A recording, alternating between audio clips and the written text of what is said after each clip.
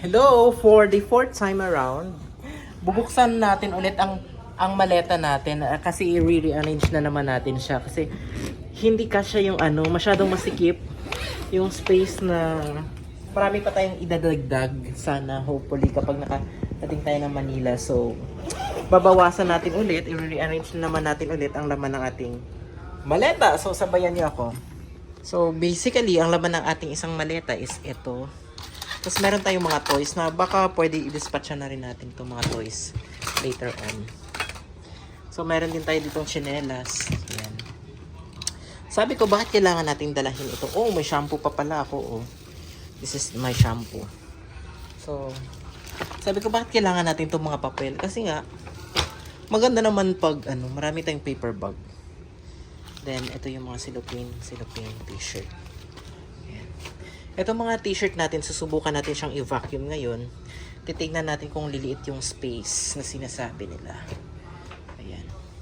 So, ito na yung fourth time natin na gagawin ito. Talaga ba? Ipapa-vacuum natin itong jacket kasi masyadong mataba yung jacket. At feeling ko itong magpapaagaw ng space. Kasi pagdating natin ng Manila, mag-shopping. So, ito lang naman yung laman. Ang target natin is paliitin pa siya. Paliitin pa lalo yung space, no? Ayan. Subukan natin mapaliit pa. Mapaliit pa yung space para So, ito naman yung mga chocolates natin. Ito water bottle. Baka hindi na natin dodalahin kasi sayang sa space. Ito yung mga shoes. Titingnan natin mamaya.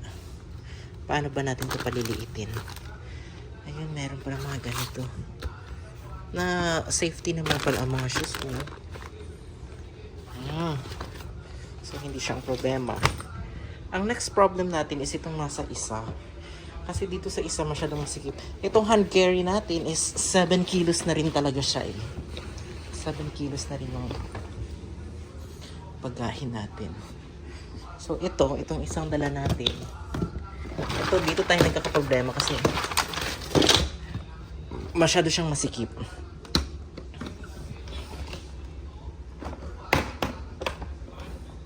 Ayan, di ko na mabuksan.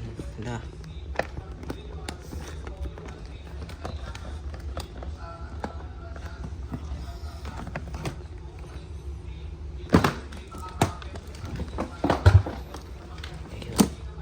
So,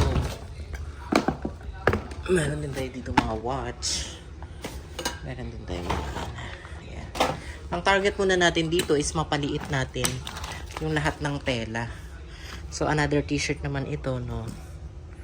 Ayan, another t-shirt ito. Subukan natin ipasok dito sa bag.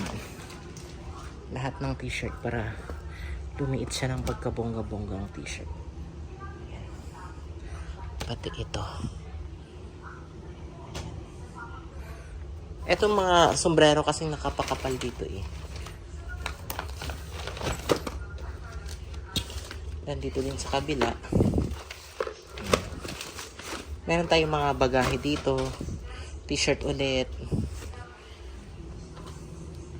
Subukan natin i-vacuum ito lahat para lumiit. So, etong jacket, ito ang nagpakapal. So, dapat mapaliit natin yan. Ipaliit natin. No, mga pasalubong kasi yung jacket. Ang target talaga natin ngayon is lahat ng damit natin is i-vacuum natin para lumiit. Kaya marami kang damit, i-vacuum yan. Bakit kasi nalong-halo sa Ayan. So ngayon ko lang na-realize na ang dami palang damit na dadalhin natin, oh.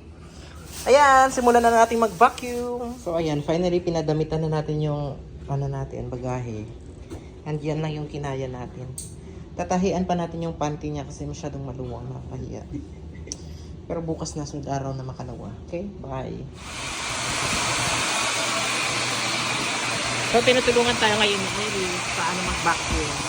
Sinusuntok-suntok niya. Para walang-wala talagang naman.